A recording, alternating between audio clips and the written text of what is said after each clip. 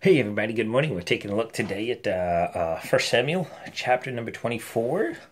And, we've been seeing that David, he's been on the run. He's been on the lam. He's been running around and he's been trying to ditch King Saul, who's been trying to kill him for no reason besides the thoughts in his own head. But we see that in this chapter, we see that King David and his men have found a cave. They were in one of the recesses in the cave, and it just so happened that King Saul comes into this cave, and his men are telling him, say, look, the Lord has delivered him into your hand. You can do with him as you please. So, what does King David do? Well, something I probably wouldn't think of. He goes up to Saul, the king, and cuts a corner of his robe without letting the king know that he was there. So when the king leaves, David comes out and yells to him and says, hey, king, look, the Lord delivered you into my hand, and I spared you. And they go on and they have this conversation. And near the end of the chapter, you'll see that David and Saul make a little covenant where Saul asks them, hey, remember my household. So it says in verse 21, therefore swear now to me by the Lord that you will not cut off my descendants after me, and that you will not destroy my name from my father's house. That's a big thing to ask. That's a big thing to ask. And this will actually come up later on. But this is a big thing to ask, and David does it. He does it. But what I want to look at here is verse number 17. It says, then he, meaning Saul, said to David, you are more righteous than I. For you have rewarded me with good, whereas I have rewarded you with evil.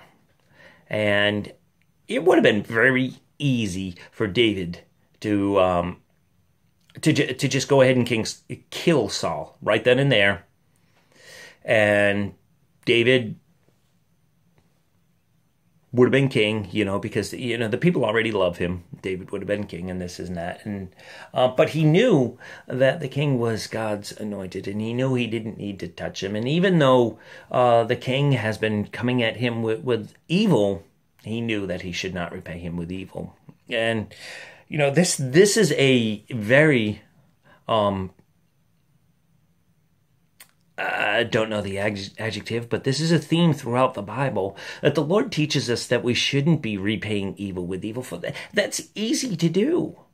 I mean, that is easy to do. But it takes real power. It takes real love to love somebody that hates you. It takes real strength. And, I have received a lesson on strength from the Lord this past week that was amazing.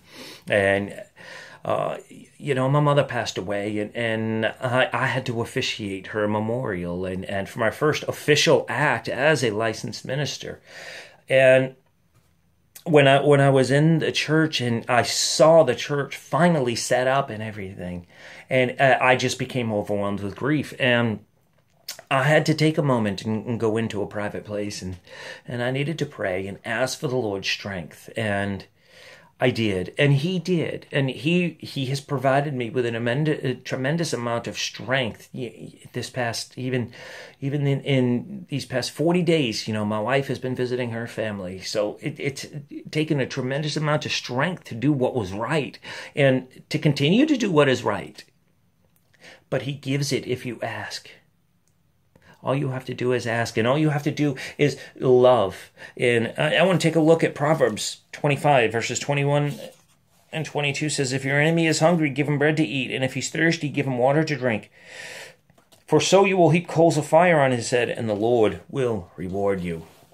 I want to read Romans 12:21. It says, do not be overcome by evil, but overcome evil with good.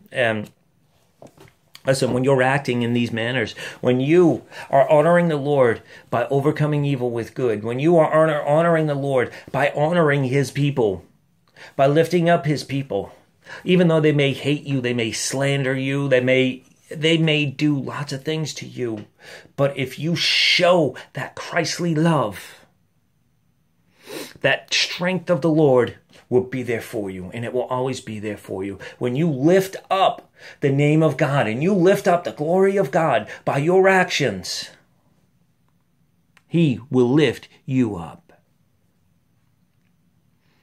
I have been going through that. That my lifting Him up, not that people have been coming at me with hate, but that I have been lifting Him up.